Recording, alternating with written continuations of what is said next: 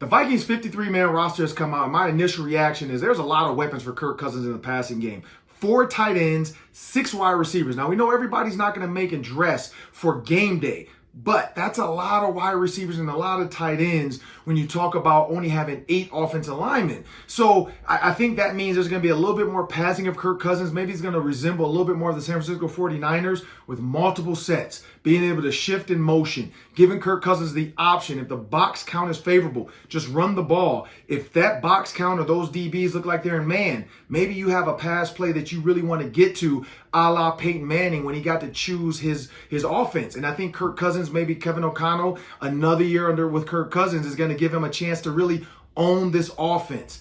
When I look at the defensive side of the ball, the first thing I saw was there's a lot of safeties. So I feel like somebody might get cut and they might try to stash them on practice squad after they find out who else is on waivers. But right now, I think Lewis Seen, Josh Metellus, and Cam Bynum at the safety spot have shown enough that maybe they can come down and help out in the linebacker position, kicking Danielle Hunter down to a 5 or even a 3 technique at times. And we're going to see some exotic defensive looks from Brian Flores when you look at what he's put together and who he's kept on this defense. There's a lot of DBs. So that means he's prepared to blitz. And we saw a little bit of in the preseason using defensive backs to get after this quarterback, 7 to 8 guys at the line of scrimmage.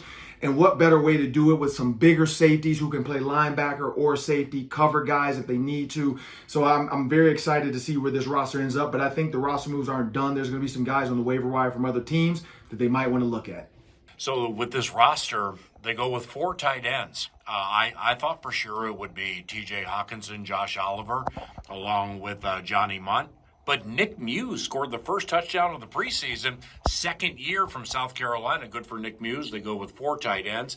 Najee Thompson, who's listed as a cornerback. Very impressive story. Dedicated a fair amount of his work at Georgia Southern, strictly on special teams.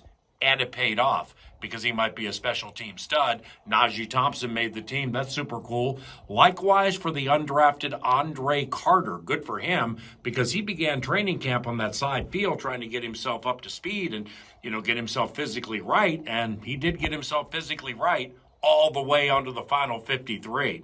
So for everybody who made the team, everybody heading to the practice squad, congratulations.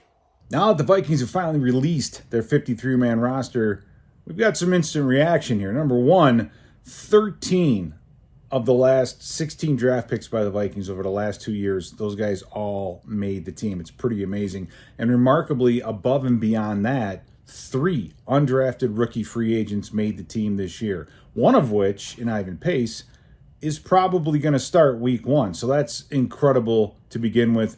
Brandon Powell finding a way to get on this roster. He's a veteran. So we have a few guys that we've brought in late that have found their way, and especially the rookies have found their way onto this team. Nearly 1/4 of this roster is a first or second year player drafted by the Minnesota Vikings. Pretty fascinating.